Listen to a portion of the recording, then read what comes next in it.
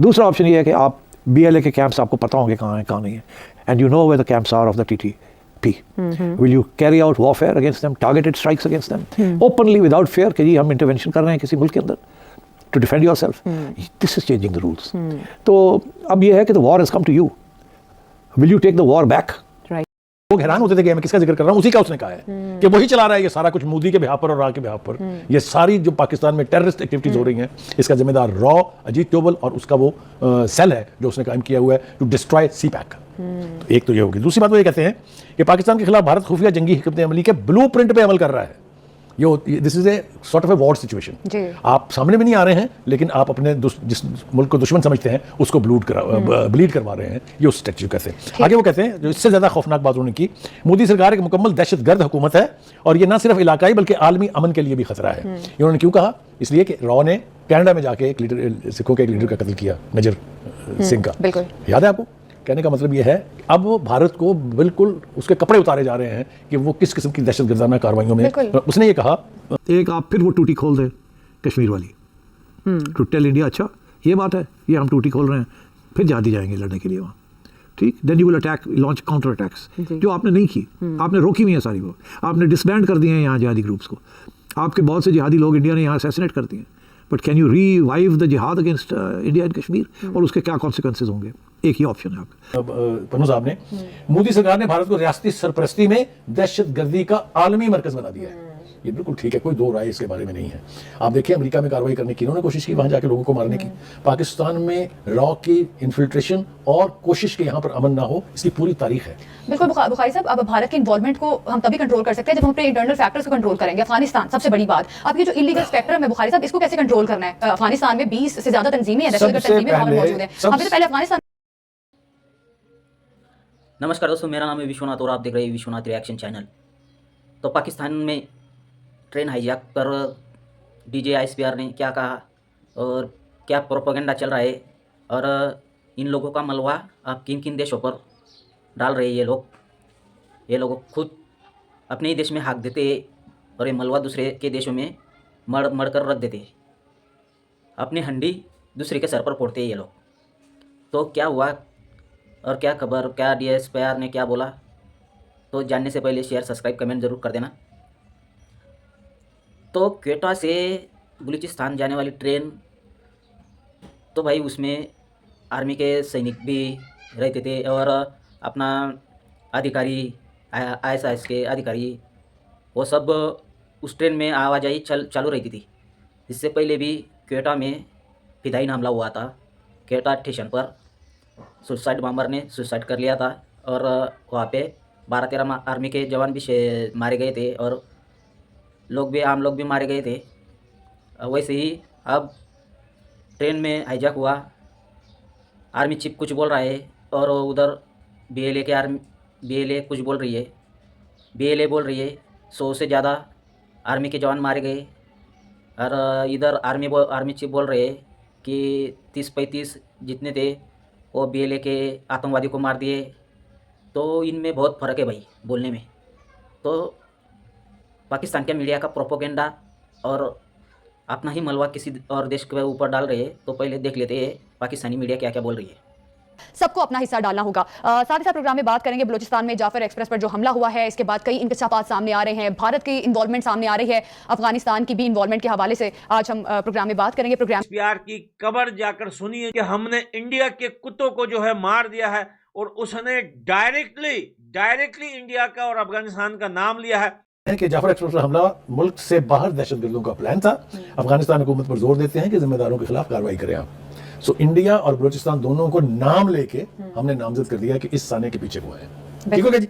ये तो डे 1 से हमें पता है कि बलूचिस्तान और अफगानिस्तान की जो गुर्बत है वो दिन ब दिन बढ़ती जा रही है। आपने कई बार प्रोग्राम में बात भी की, जब ये सानिया हो रहा था आपने तभी इस वाक़े के बारे में कहा था कि भारत की इन्वॉल्वमेंट होगी और यकीनी तौर पे शवाहिद भी मिल रहे हैं कि भारत इन्वॉल्व है। तो बुखारी साहब, अभी हमें उस सोल्यूशन की तरफ भी जाना है कि अफगानिस्तान को बारहा ये बाबर करवाया गया कि दहशतगर्दों को कंट्रोल करें, जो TTP वहाँ पर मौजूद है उनको कंट्रोल किया जाए, लेकिन उनकी जानिब से अफगानी गवर्नमेंट ने कोई ऐसा हमें रिस्पॉन्स नहीं अभी तक किया सवाई उनको सपोर्ट करने के। खबर दूं आपको? जी दे।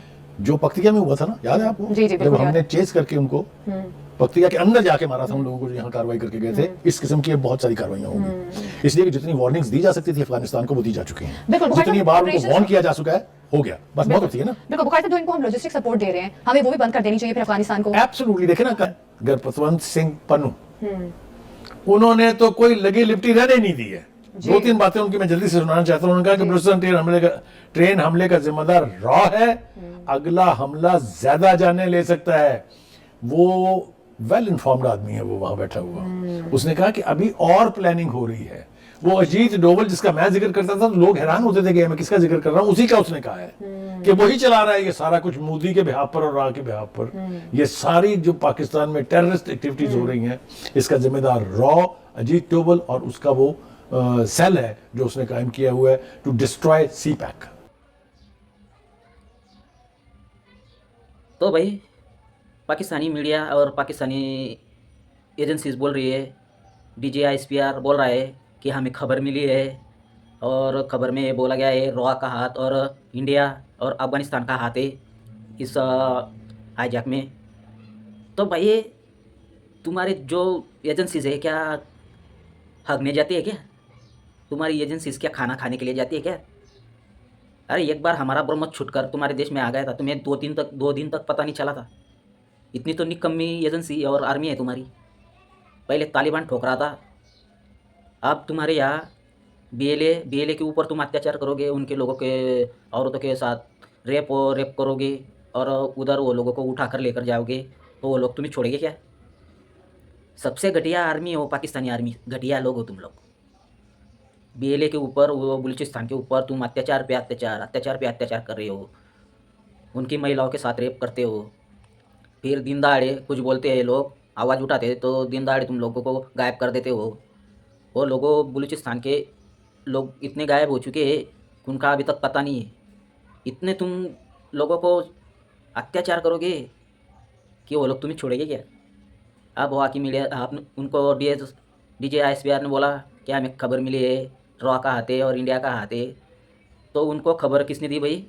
गुरप्रीत सिंह पन्नू ने। वो गुरप्रीत सिंह पन्नू, वो भगोड़ा आतंकवादी भारत से भागा हुआ, अब वो बोल रहा है गुरप्रीत सिंह पन्नू कि ये रॉ का हाथ है और इंडिया का हाथ है, और बोल रहा है कि वहाँ की सरकार एक दहशतगर्द सरकार है। तो इसमें अजीत डोभाल का भी नाम लिया और बोल रहे हैं कि और बड़ा होने वाला है तुम्हारे देश में। अब देख लो भाई, ये एक आतंकवादी, हमें तो मालूम था ये पाकिस्तानी कुत्ता है गुरप्रीत सिंह पन्नू, एक पाकिस्तान से ISI से फंडिंग लेता है, ये सबको मालूम है। तो भाई ये अब अपनी एजेंसी पर भरोसा नहीं है, ये आतंकवादी पर, वो दूसरा आतंकवादी गुरप्रीत सिंह पन्नू बोल रहा है रॉ का हाथ है, इंडिया का हाथ है। अरे भाई पाकिस्तान में तुम सपोलो पालोगे क्या? तुम्हें दूध थोड़ी देंगे वो लोग, सपोले थोड़ी दूध देते। सालों बिन बुद्धि हो। और लगे दूसरे दिन तहरीक के तालिबान ने सुसाइड अटैक हो गया, लगे दूसरे दिन कोर्ट के सामने। तुम्हारे यहाँ दिन दहाड़े आतंकवादी घूमते हैं, पूरा देश आतंकवादी का है तुम्हारा। और अमेरिका ने भी तुम्हें खतरनाक सूची में डाल दिया है, पाकिस्तानी एक खतरनाक मुल्क है। तो आप बोल रहे हो अब गुरप्रीत सिंह पन्नू का बयान का पाकिस्तानी मीडिया पर चर्चा चालू है भाई, और बोल रहे हैं मोदी एक दहशतगर्द है। और मीडिया में सब बोल रहे हैं वार पेर, अब हमें पलटवार करना चाहिए, हमें कश्मीर में जिहादी भेजना चाहिए, वार करना चाहिए। तो हम कश्मीर में अब जिहादी भेजो, ये इसको बोलते वार पेर। तो भाई ऐसी बातें करते हैं, अपने देश में संभालना नहीं आ रहा है अपने देश को, और दूसरे देश के ऊपर मलबा डाल रहे हैं। अफगानिस्तान और इंडिया के ऊपर रॉ का हाथ है, इसका हाथ है। अब बोल रहे हैं कनाडा के ऊपर लिंचर को मारा था रॉ ने। अरे भाई मुझे तो लगता है ना ये पाकिस्तानी आर्मी की ही चाल थी, बलूचिस्तान की ट्रेन को कैसे पकड़ना है, फिर इसका मलबा इंडिया के ऊपर डालेंगे, अफगानिस्तान के ऊपर डालेंगे। अरे भाई ये चाल जो खेलते हैं ना, ये वहाँ के आर्मी ही खेलती है, वहाँ की आर्मी ही दहशतगर्द है, वही ऐसी चाल खेलती है कि वही अपने लोगों को अगवा करती है, फिर दूसरे के ऊपर मलबा छोड़ देना, यही काम करती है भाई। तो भाई एक वीडियो कैसी लगी शेयर सब्सक्राइब कमेंट जरूर कर देना। मिलते हैं अगली वीडियो पे, धन्यवाद।